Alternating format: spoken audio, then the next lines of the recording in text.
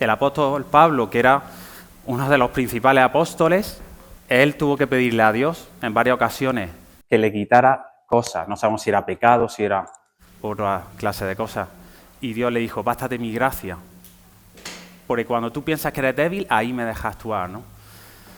Y bueno, si os parece, vamos a orar antes de empezar con el mensaje. Señor, gracias por este día. Gracias por lo bueno que eres con nosotros, Padre.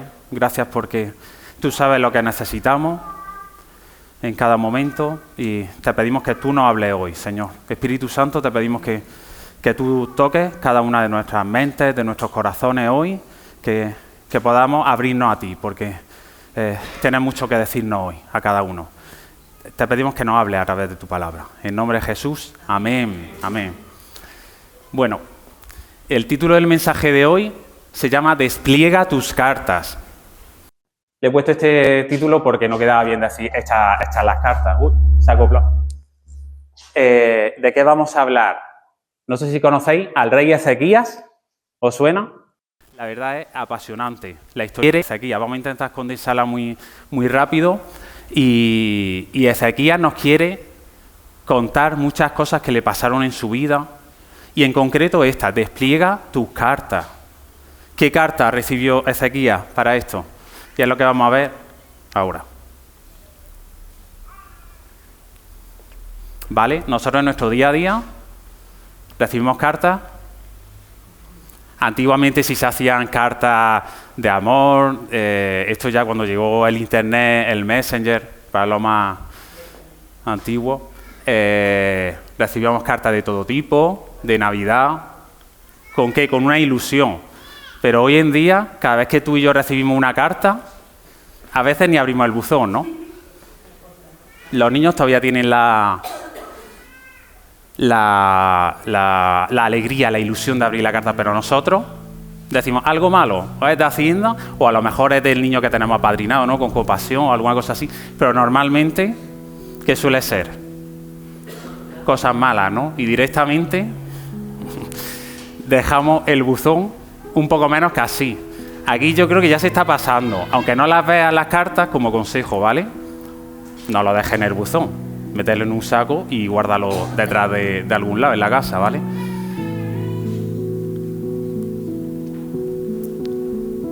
Entonces vamos a leer en 2 de Reyes 18.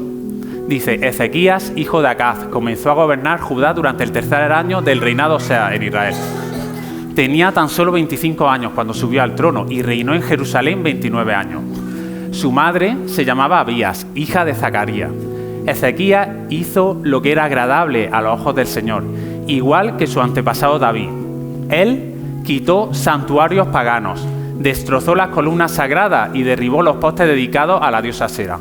Hizo pedazos la serpiente de bronce que Moisés había hecho, porque la gente de Israel seguía ofreciéndole sacrificios. El padre de Ezequías hizo todo lo contrario a Dios. Se alió con el rey de Asiria y a cambio de eso puso una estatua del rey de Asiria, lo plantó ahí en la ciudad. Había quitado los altares a Dios. ¿Y qué hizo Ezequías? Cuando se dio cuenta de lo que había hecho su padre, cuando él llegó al poder, cambió. ¿Os acordáis de la serpiente de bronce de Moisés? ¿Qué simbolizaba? ¿Cómo? La muerte de Cristo, ¿no? Igual que fue levantada en su momento la serpiente de Moisés, eso se equipara a cuando Jesús fue crucificado y levantado, ¿vale? Para perdonar nuestros pecados. Que eso estaba muy bien, pero las personas pasaron de entender ese simbolismo a adorar al símbolo. Ya directamente estaban adorando a esa serpiente. Y nosotros, hoy en día, podemos adorar a Dios, o más bien, adorar la adoración a Dios sin darnos cuenta, ¿no? Ahora mismo, dentro de poco, es Semana Santa. A mí me da pena, cuando hablo con algunas personas, que aparte de lo bonito que haya quedado el santo, etcétera, etcétera, pero aparte de eso, ¿qué conexión, qué relación tienes con Dios, no? Y nosotros, en nuestro día a día, podemos tener altares, podemos tener ídolos sin darnos cuenta, ¿vale? Decía Tim Keller, pensamos que los ídolos son cosas malas, pero casi nunca es así. Cuanto mejores sean, más probable es que esperemos que puedan satisfacer nuestras necesidades y anhelos más profundos. Todo puede funcionar como un Dios falso, en especial las mejores cosas de esta vida. ¿Qué puede ser un ídolo? La religión puede ser un ídolo, por conseguirse el más bueno, el más santo. Un ídolo puede ser ¿qué? El trabajo. El éxito incluso puede ser un ídolo. ¿Cuál es el problema? Que cuando no lo consigues, que trae frustración a tu vida. Y es muy peligroso. Y sin querer podemos tener ídolos de cualquier cosa y de cualquier persona. La mayoría de las cosas no son creadas para ser ídolos. Se vuelven ídolos por la forma en la que la gente lo usa. Qué fuerte, ¿no? Como algo que no es malo en sí, podemos idolatrarlo. El entretenimiento, una persona, mi propia familia, que es algo bueno. Pero si es todo en tu vida y no es Dios, ahí es cuando existe el problema. Vamos a continuar leyendo. Ezequías confiaba en el Señor, Dios de Israel. No hubo nadie como él entre todos los reyes de Judá, ni antes ni después de él. Permaneció fiel al Señor en todo y obedeció cuidadosamente todos los mandatos que el Señor le había dado a Moisés. Por eso el Señor estaba con él. Y Ezequías tuvo éxito en todo lo que hizo. Se rebeló contra el rey de Asiria y se negó a pagarle tributo. Antiguamente, en los tiempos antiguos, pagar tributo, tributar a alguien no era solo te dio el dinero, era subyugarte, casi ser esclavo de esa persona. Esa persona estaba por encima de ti. Y eso no quería Ezequías. En Crónicas dice, en todo lo que hizo para el servicio del templo de Dios y en sus esfuerzos por seguir las leyes y los mandamientos de Dios, Ezequías buscó a su Dios de todo corazón y como resultado tuvo éxito. Y esto es una clave para nosotros. No idolatrar el éxito, eso es la consecuencia de buscar a Dios con todo tu corazón. El éxito va a venir a ti si Él es lo que quiere en tu vida. En el año 14 del reinado de Ezequías, Senaquerib, rey de Asiria, atacó y conquistó las ciudades fortificadas de Judá en Israel. Entonces el rey Ezequías envió el siguiente mensaje al rey de Asiria. Yo he actuado mal. Si tú te retiras, te pagaré cualquier tributo que exijas. Dice, ostras, Ezequías, ¿tú no ibas a hacer las cosas bien? Cuando viene el miedo a su vida, cambia de opinión.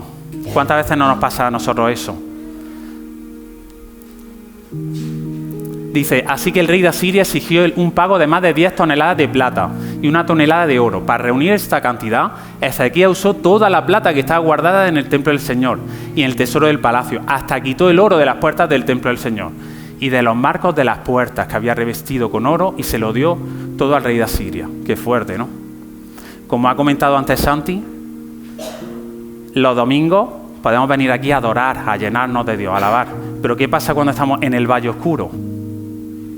Ahí a lo mejor sí, me acuerdo que el domingo dije que creía en Dios, que tenía confianza en Él, pero fijaos lo que le pasó a Ezequías. Llegó a quitar las cosas de oro del templo porque le daba miedo el rey de Asiria. ¿Qué le faltó? Consultar a Dios. Se dejó llevar por el miedo. Dice, después de que Ezequías llevó a cabo fielmente este trabajo, Senaquerib, el rey, invadió Judá. Sitió la ciudad fortificada y dio órdenes a su ejército para que penetraran las murallas. El rey de Asiria le dio igual. Dice, mira, me da igual que me des tributo, aunque te lo he pedido 10 veces más, voy a ir a por ti. Cuando Ezequías se dio cuenta de que Senaquerib también pensaba atacar Jerusalén, consultó con los funcionarios y consejeros militares y decidieron bloquear los manantiales fuera de la ciudad. Organizaron una gran cuadrilla de trabajadores para cegar los manantiales. Como consecuencia se cortó el arroyo que corría por los campos, porque dijeron, ¿por qué han de venir aquí los reyes de Asiria a encontrar abundancia de agua? Os voy a poner un pequeño vídeo sobre esta obra de ingeniería impresionante que hasta hoy en día los arquitectos no se la imaginan. Me encanta. De hecho, cuando tenga la oportunidad de cumplir mi sueño de ir a Israel, me gustaría visitar este río de Ezequías. Dura muy poquito. Viendo, pues, Ezequías la venida de Senaquerib, y su intención de combatir a Jerusalén, tuvo consejo con sus príncipes y con sus hombres valientes, para cegar las fuentes de agua que estaban fuera de la ciudad, y ellos le apoyaron. Entonces se reunió mucho pueblo, y cegaron todas las fuentes, y el arroyo que corría a través del territorio, diciendo, ¿por qué han de hallar los reyes de Asiria muchas aguas cuando vengan? Ahora estamos en la fuente del Gihón, contiene una enorme cantidad de agua. Antes del reinado de Ezequías, toda esta agua fluía fuera de la ciudad a través de canales de riego hacia los campos de la gente y los jardines del rey. Cuando Ezequías preparó Jerusalén para el asedio asirio, se preocupó de que el poderoso ejército de Asiria acampara fuera de los muros de la ciudad y tuviera acceso a la fuente de agua de la ciudad. Decidió evitar que utilizaran el agua bloqueando y sellando los manantiales fuera de la ciudad, incluyendo el manantial de Gihón. Desvió el agua del manantial hacia un túnel subterráneo que había sido excavado en el corazón de la montaña. Dos grupos de albañiles trabajaron en dirección uno hacia el otro desde ambos lados y se encontraron en el centro del túnel. Y el agua fluyó desde la fuente hasta la piscina. El túnel termina en la piscina de Siloé, que estaba dentro de la ciudad y protegida por muros defensivos. El relato de esta maravilla ingenieril se menciona explícitamente en la Biblia y también está documentado en la conscripción de Siloa, que fue descubierta a 6 metros del final del túnel. Esta es una copia de la inscripción escrita en letras hebreas antiguas, describe el momento dramático en el que los dos grupos se encontraron dentro del túnel. Los albañiles estaban blandiendo sus hachas uno hacia el otro y escucharon la voz de un hombre llamando a su compañero, y en el día de la excavación los albañiles se abrieron camino uno hacia el otro con sus hachas, y el agua fluyó desde la fuente hasta la piscina durante 1200 codos. Es increíble, ¿eh? Casi medio kilómetro de túnel subterráneo, que era totalmente piedra. ¿Cómo pudieron construir eso las personas que había allí? Mirad, este es. Ahora se puede visitar y es increíble. Cómo gracias a eso lograron sobrevivir. Al pasar de un río subterráneo, pasar el agua por aquí. Porque normalmente la manera más fácil, si tú quieres conquistar un castillo, una ciudad, ¿cuál es? Dejarlo sin comida, puedes dejarlo sin comida. Pero sin comida puedes aguantar. Pero si le envenenas el agua, si lo dejas sin agua, ¿qué pasa?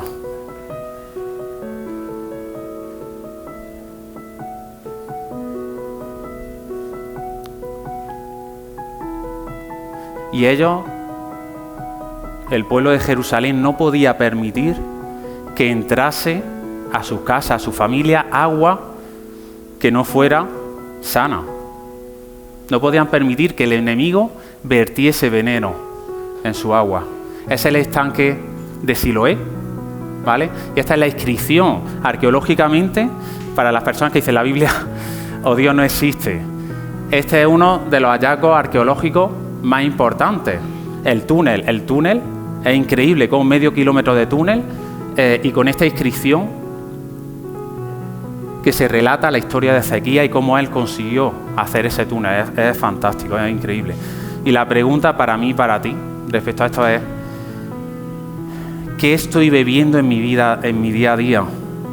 ¿Qué está bebiendo mi familia? Porque lo normal, no sé tú, en tu semana, pero en la mía es dejarme llevar. Hay tantas obligaciones, tantas cosas que hacer, que al final bebo lo que me dan. Leo las noticias que me ponen en la televisión, etcétera, etcétera, pero Dios te está llamando y me está llamando a que nos preguntemos eso. ¿Estás bebiendo de mí o de lo que te están diciendo? Las noticias o incluso lo que te habla la religión de mí. Yo quiero que me conozcas realmente a mí. Ezequías se esforzó en reparar todas las secciones caídas de la muralla Erigió torre y construyó una segunda muralla exterior a la primera. También reforzó los terraplenes en la ciudad de David y fabricó grandes cantidades de armas y escudos. Designó oficiales militares con mando sobre los habitantes y los reunió delante de él en la plaza junto a la puerta de la ciudad. ¿Qué es lo primero que haces cuando ves que estás mal? Reparar esas cosas que ves que te pueden atacar. En Hebreos dice, por tanto, renovad las fuerzas de vuestras manos cansadas y de vuestras rodillas debilitadas. Haced sendas derechas para vuestros pies, para que la pierna coja no se disloque, sino sane. Eso me recuerda cuando Jesús se acercó al paralítico y por qué, como decía la otra vez Judy Gaso, ¿por qué le pregunta, ¿quieres ser sano? Es que es una respuesta evidente, Jesús. ¿Por qué me pregunta eso? Pues precisamente porque el paralítico estaba tan pendiente del estanque que no fijaba la mirada en nada más. Y eso nos pasa muchas veces. Jesús quiere sanarte, pero nosotros estamos nada más pensando en cosas, en ídolos que nos pueden ayudar y nos olvidamos que es Dios el único que puede hacerlo. Ezequías le dio ánimo al pueblo, dijo, sed fuertes y valientes, no tengáis miedo ni os desalentéis por causa del rey de Asiria y de su poderoso ejército, porque hay un poder mucho más grande de nuestro lado. El rey podrá tener un gran ejército, pero no son más que hombres. Con nosotros está el Señor, nuestro Dios, para ayudarnos y para pelear nuestras batallas por nosotros. Y dice que las palabras de Ezequías alentaron en gran manera a la gente. Y esto es lo que hacen las promesas de Dios en tu vida y en la mía. Puede estar todo en contra, parece que todo el mundo viene en contra en tu vida, pero ahí están las promesas de Dios, que son las que nos ayudan. Dice Rick Warren, por eso Dios quiere que construyas tu vida sobre sus promesas, no sobre sus explicaciones. De hecho, Dios no te debe una explicación de nada en tu vida. Dios es Dios y tú no lo eres. Él quiere que confíes en sus promesas, no que esperes sus explicaciones. Y yo te pregunto, Dios sabe que hay cosas que a lo mejor lo estás pasando mal, de hace tiempo, acontecimientos en tu vida. ¿Sirve de algo que te expliquen el por qué? Sinceramente, cuestiónatelo. ¿Lo solucionaría? Yo creo que no. Muchas veces nos desesperamos por el ¿por qué, Señor? ¿Por qué? ¿Por qué? Yo y tú lo que necesitamos no es saber el por qué. Muchas veces no vamos a saber el porqué de cada situación en nuestra vida. Lo importante es saber con quién lo estás atravesando. ¿Quién está conmigo en mitad de esta situación en mi vida? Sin explicación. Porque aunque tengas todas las explicaciones del mundo, la cosa es, ¿lo estás enfrentando solo o sola o estás siendo ayudado por Dios? Y eso es lo que Ezequías sintió. Dice, sin embargo, el rey de Asiria seguía empeñándose en invadir Jerusalén. Dice, ¿cómo estos tanto tiempo están aguantando si no tienen agua? Dice, los asirios tomaron posición de batalla junto al acueducto que vierte el agua en el estanque superior, cerca del camino que lleva al campo donde se lavan las telas. Mandaron llamar al rey Ezequías, pero el rey envió 3 funcionarios para recibirlo. Eliakim, hijo de Hilcías, administrador del palacio, Semna, secretario de la corte, y Joá, hijo de Asaf, historiador del reino. Querían meterle más miedo a Ezequías. Y C.S. Lewis, de las Crónicas de Narnia, en este libro que está muy bien, Cartas del Diablo a su sobrino, dice, el miedo es uno de los sentimientos más poderosos que puedes cultivar en el corazón de lo humano. Úsalo sabiamente. El enemigo sabía que el miedo paralizaría al pueblo de Dios. Entonces el comandante asirio les dijo, decidle a Ezequías que el gran rey de Asiria dice, ¿en qué confías que te da tanta seguridad? ¿Acaso crees que simples palabras pueden sustituir la fuerza y la capacidad militar? A mí me ha dejado todo loco esta historia de Ezequías porque es el día a día nuestro. Que la realidad es que en nuestra vida vienen problemas, hay un enemigo que es real y es que nos habla así. A nosotros mismos nos vienen sentimientos y pensamientos que te dicen, oye, ¿cómo estás tan seguro de lo que te dijeron ayer el domingo? ¿No ves que esta semana te está yendo mal en el trabajo? ¿No ves que pasa esto en tu familia? ¿Crees en simples palabras que te ha dado Dios? Sí, que el domingo te ha dado tranquilidad y te ha dado paz, pero entre semana no creas eso. Y sin querer, el enemigo nos va bombardeando dardos, pensamientos sobre lo que Dios te ha dado en la luz. Y eso nunca puedes dudarlo en la oscuridad, sus promesas. Dice, ¿con quién cuentas para haberte rebelado contra mí? ¿Con Egipto? Si te apoyas en Egipto será como una caña que se quiebra bajo tu peso y te atraviesa la mano. El faraón, rey de Egipto, no es nada confiable. Tal vez me digas, confiamos en el Señor nuestro Dios. Igual que a nosotros, el enemigo te puede decir, ¿tú todavía confías en Dios y no ves lo que te está pasando? Dice, pero no es a él a quien Ezequías insultó. ¿Acaso no fue Ezequías quien derribó sus santuarios y altares e hizo que todos en Judá y en Jerusalén adoraran solo el altar que hay aquí en Jerusalén? El enemigo está confundiéndolo y encima, como vamos a ver ahora, lo hace delante de todo el pueblo. Dice, se me ocurre una idea, llega a un acuerdo con mi amo, el rey de Asiria. Yo te daré 2000 caballos, si es que puedes encontrar esa cantidad de hombres que lo monte, pues es que no sois nada. Con tu pequeño ejército, ¿cómo se te ocurre desafiar si quieres al contingente más débil de las tropas de mi amo? Aunque contaras con la ayuda de los carros de guerra y sus conductores de Egipto, es más, ¿crees que hemos invadido tu tierra sin la dirección del Señor? ¡Qué fuerte! Pueden venirte incluso personas hablándote en nombre de Dios a hacerte daño.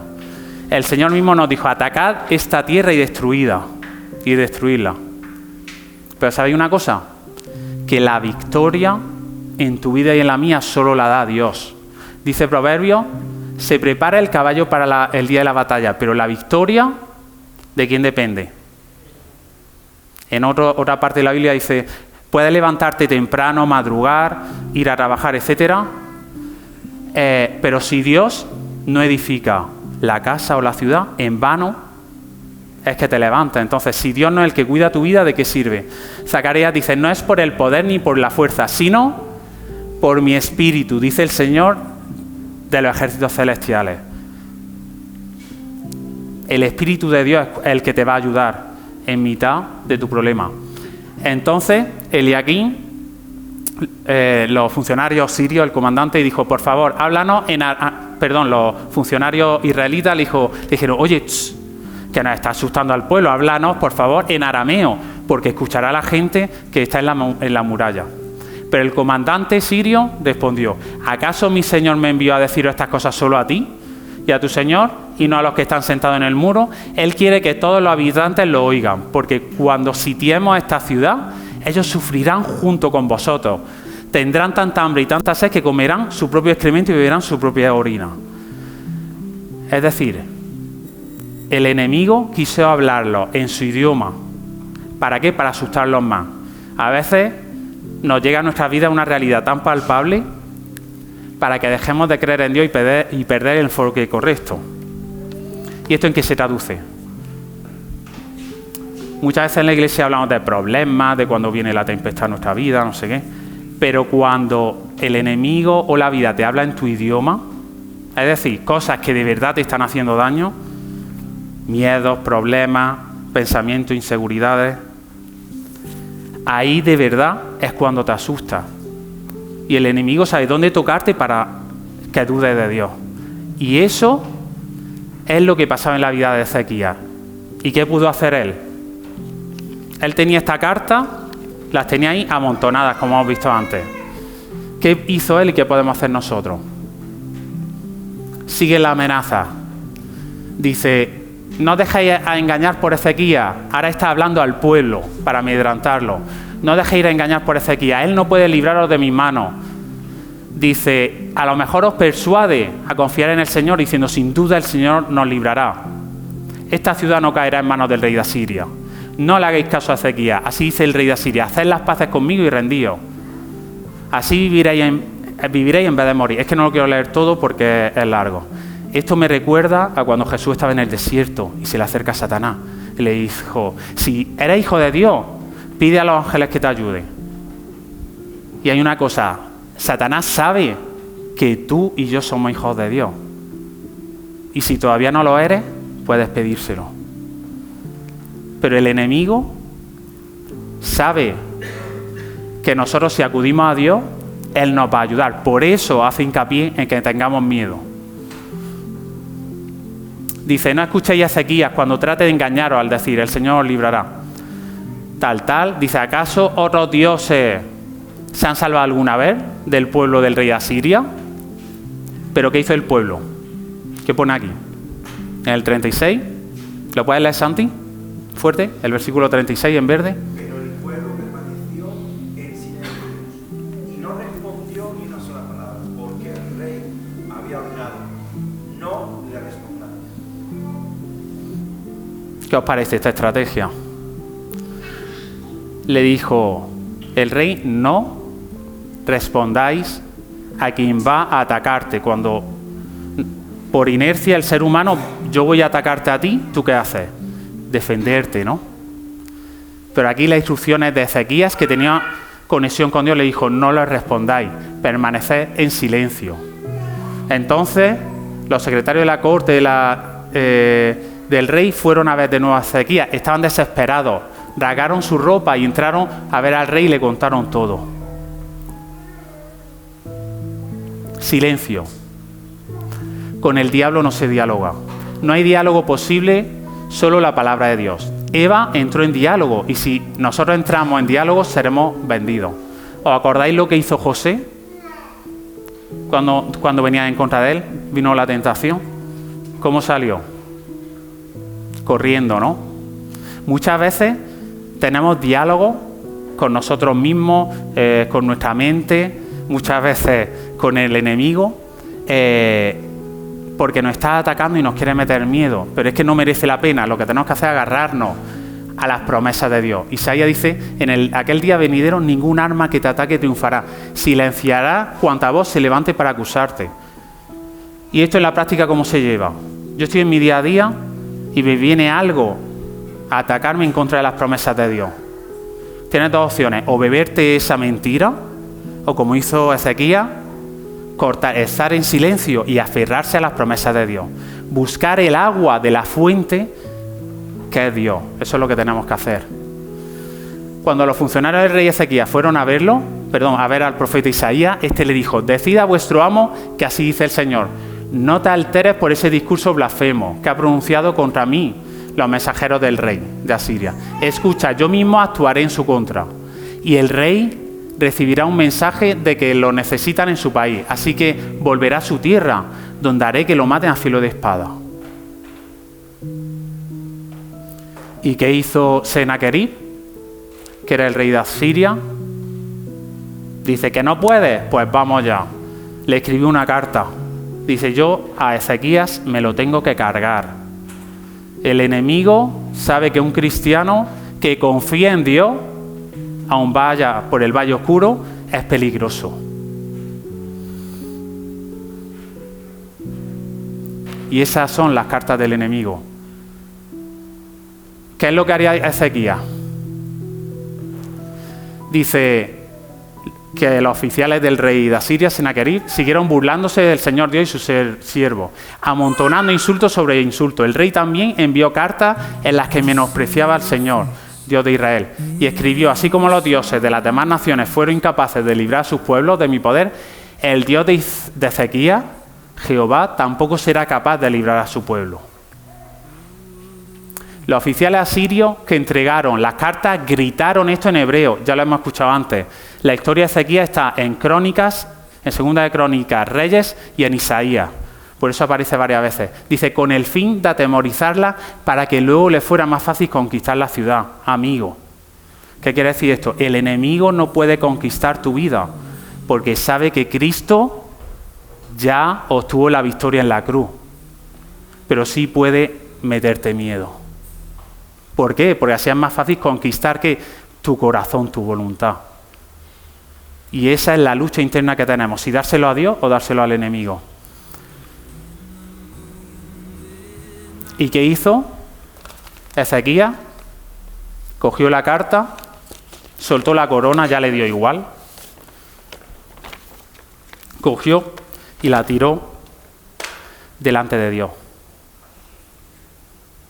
La desplegó. Me llamó mucho la atención porque no tardó. Y me recuerda a un niño pequeño, ¿no? Mi hijo, o vuestros hijos, cuando eran pequeños, Cuando necesitaban ayuda, ¿qué es lo que dice? Cuando tienen miedo, ¿qué dice tu hija Neila? Papá, mamá. Entonces, nosotros, ¿por qué tardamos tanto en acudir a Dios? Dice, Ezequías tomó la carta de mano de los mensajeros, con sus miedos, problemas, pensamientos, pero también yo creo sus sueños. Ezequías tenía sueños como rey, tenía propósito, tenía amor. Dice, subió al templo del Señor y desplegó la carta ante el Señor.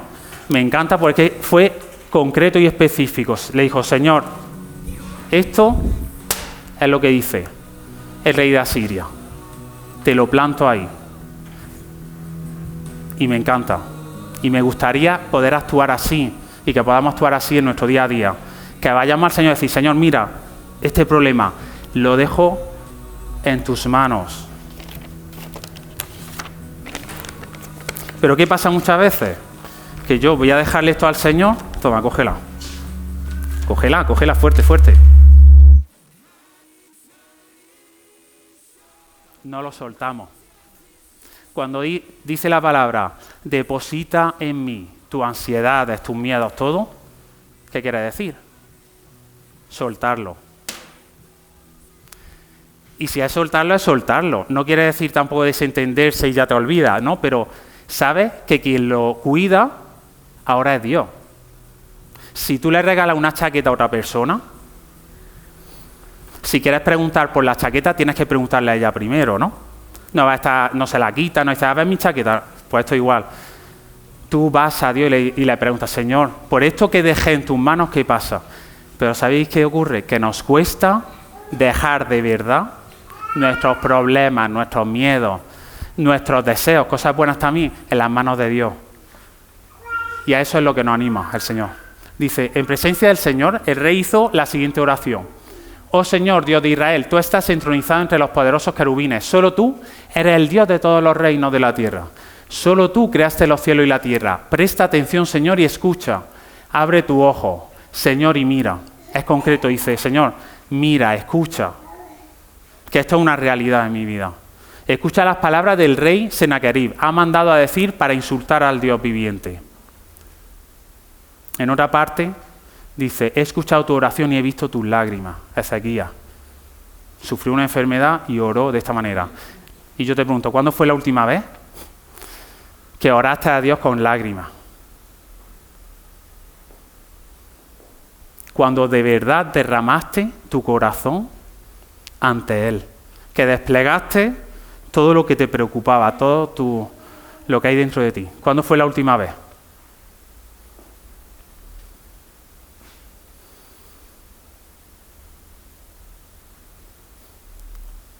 Y me gusta porque no implica negar la realidad, que tú te derrames delante de Dios. Precisamente reconoce, le dice, es verdad, Señor, es verdad que los asirios han asolado nuestra nación. Señor, es verdad que tengo este problema con el trabajo, es verdad que tengo este problema con mi familia. Es cierto, es decir, dejar los problemas en manos de Dios no significa negar la realidad, significa que se lo deja a alguien que lo va a hacer mejor que tú seguro. Pero Dios espera a que le des permiso. Dice, han arrojado al fuego sus dioses y lo han destruido, porque no eran dioses, sino solo madera y piedra, obras de mano humana. Eso pasa con los ídolos que tenemos. Cuando nos falla una persona, nos falla alguien, una religión, lo tiramos y ya está, porque son solo eso. Ahora pues, Señor y Dios nuestro, por favor, sálvanos de su mano, para que todos los reinos de la tierra sepan que solo tú eres Dios. Y todo se resume en una palabra. Buscar la presencia de Dios y enfocarte. ¿Por qué? Porque cuando vienen los miedos, vienen los ataques, ¿qué nos pasa? Estamos desenfocados, no vemos bien. Sí, sabemos promesas de Dios, pero necesitamos que Dios nos enfoque, porque tú estás viendo solo el tronco, solo ves el problema. Pero Dios necesita como un águila que mires por arriba y digas, ostras, este es el bosque, por aquí puedo salir. Pero si tú no acudes a Dios, va a estar dando vueltas. A ver, este pequeño dura poco, este vídeo. ¿Está puesto? todo falla, Cristo sigue, firme, la gente cambia. Hoy te aplauden, mañana te olvidan. Hoy te admiran, mañana te critican. Así es el juego. Te pueden señalar. Pero eso no cambia lo que Dios ya habló sobre ti. Pueden darte la espalda, pero Él nunca se va a apartar de ti. Pueden traicionarte, pero su fidelidad no se negocia. Pueden hablar de ti, pero su verdad es la única que importa. El mundo sube y baja, te celebra o te cancela, se usa o te descarta, pero Cristo no juega ese juego. Él no te deja en visto, no te cambia por algo mejor, no se cansa de ti. Cuando todo el ruido se apaga, cuando todos se van, cuando ya no quedas en la lista de prioridades de nadie, ahí sigue Él. Constante, inmutable, real.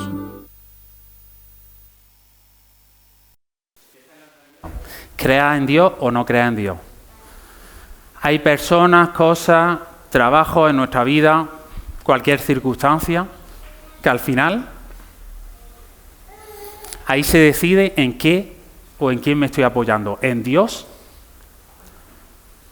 Pase lo que pase, tenga enfrente lo que sea, o en mis miedos.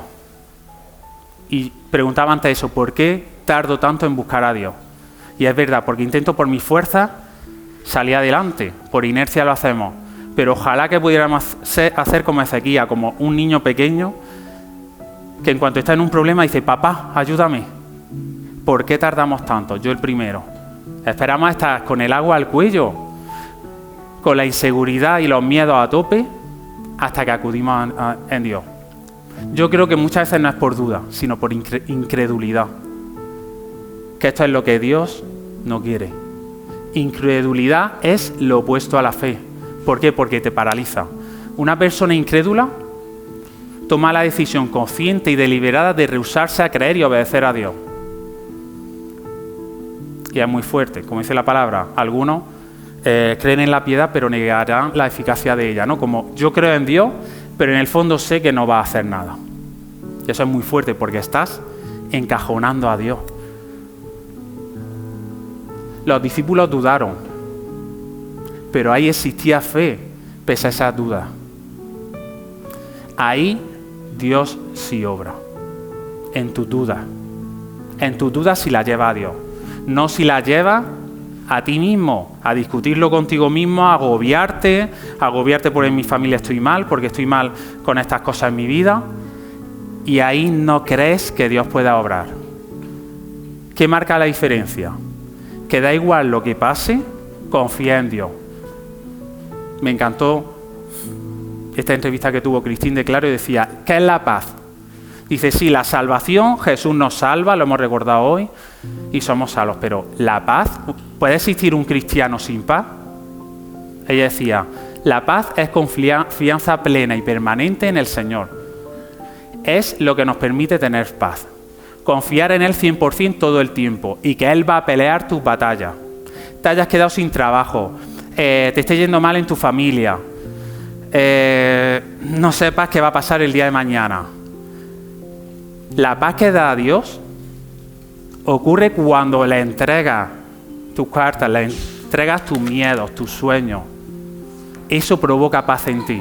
Dice, cuando hay caos en nuestras vidas, tendemos a ser un termómetro, pero Dios desea que seamos termostatos. Qué raro esto, ¿no? A ver, alguien que me lo explique. Priscila, por favor, tú que estás puesta en... ¿Qué diferencia hay entre...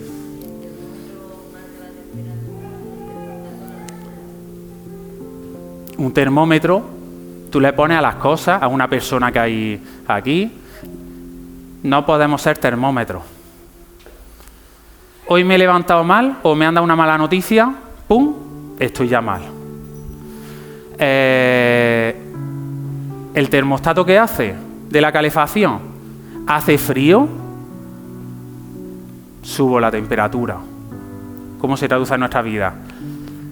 Estoy esta semana mal, voy a buscar a Dios y le voy a dar las cartas que me han llegado esta semana. Toma, Señor, voy a subir mi temperatura espiritual. No estamos constantemente siendo termómetros, quejándonos de que nos está yendo mal en la semana, en muchas cosas. Tenemos que ser termostatos. ¿Y eso cómo se equilibra? Buscando a Dios. Decidiendo, como Ezequías, no agobiarnos. Decir, Señor, toma. está yendo mal la cosa, pero sé que tú me vas a dar esa paz que supera todo entendimiento. Y es muy fuerte. Dices, ¿cómo dejándote, depositando mis cargas en ti, Señor, tú me puedes dar paz? No lo sé. No lo sé. Por eso mucha gente la oración puede verla aburrida. Pero es que Dios te cambia. Si tú depositas tus cargas, tu vida en Dios, hay algo que pasa externo y es que su Espíritu te da paz. Pero si tú te aferras a tu sobre y a tu buzón y dices, se queda ahí si nadie me va a ayudar, si yo mismo no me libro, pero cuando se lo sueltas a Dios, no me expliques por qué, no me preguntes por qué, pero Él te da su paz. Ya vamos a ir terminando. Dice, entonces el profeta Isaías le envió este mensaje a Ezequías. Así dice el Señor, por cuanto me has rogado respecto a Sennacherib, me has pedido por esto específico, te he escuchado. Muchas veces le pedimos a Dios y a lo mejor no te va a contestar en ese momento o lo que tú quieres, pero Él sí te va a dar lo que necesitas. Dice, esta es la palabra que yo, el Señor, he pronunciado contra él. Y aquí habla, me recuerda cuando Job habla con Dios, pues aquí Dios está hablando sobre el rey de Asiria, que esto en la Biblia muchas veces se atribuye a quien fue Satanás, a quien fue Lucifer.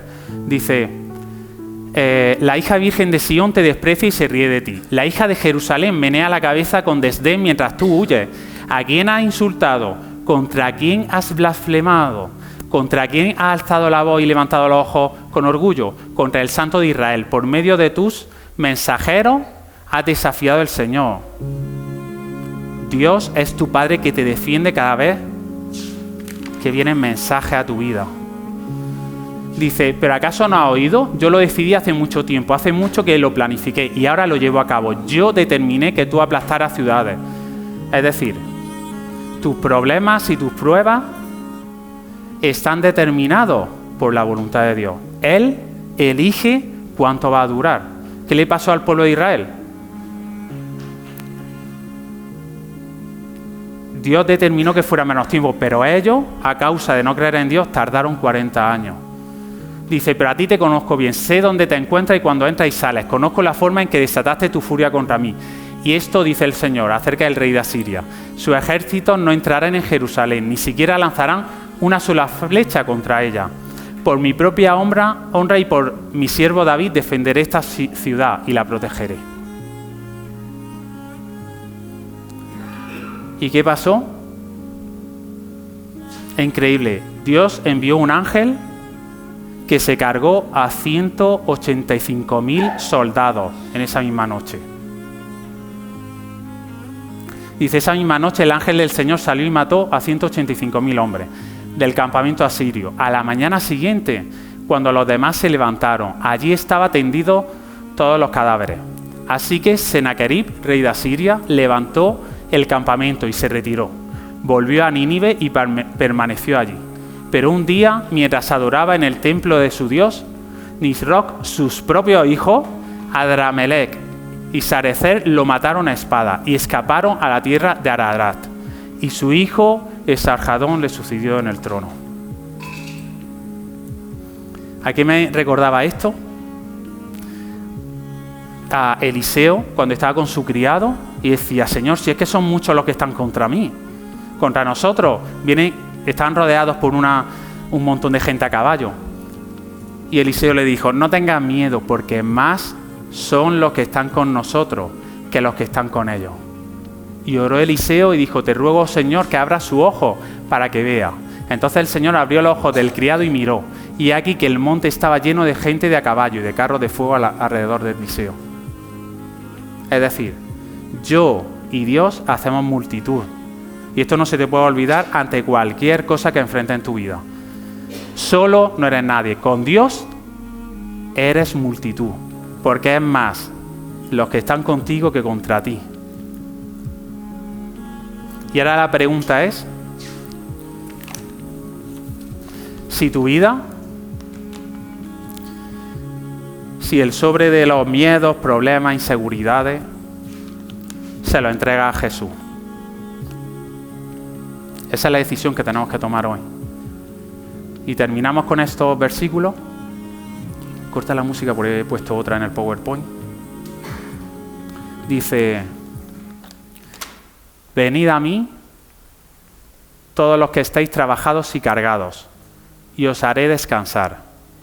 Llevad mi yugo sobre vosotros y aprended de mí, que soy manso y humilde de corazón, y hallaréis descanso para vuestra alma, porque mi yugo es fácil y ligera mi carga.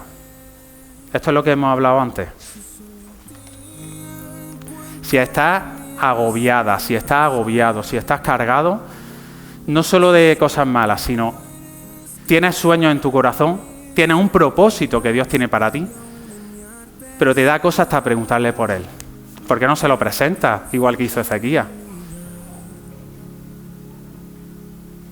Si ya mucho tiempo que ves que Dios no te habla, Él te está esperando para que le entregues tu vida.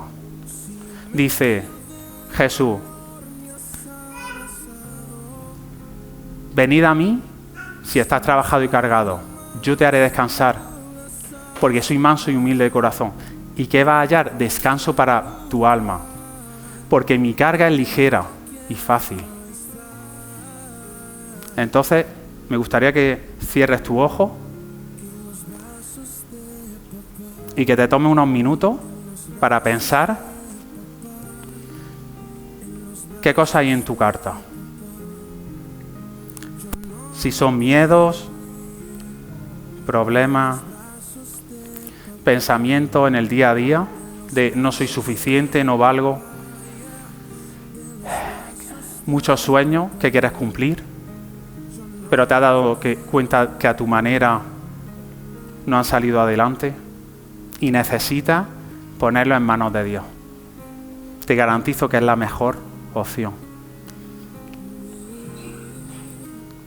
Tómate unos minutos para hablar con Dios y deposita delante de Él todo lo que hay en tu corazón.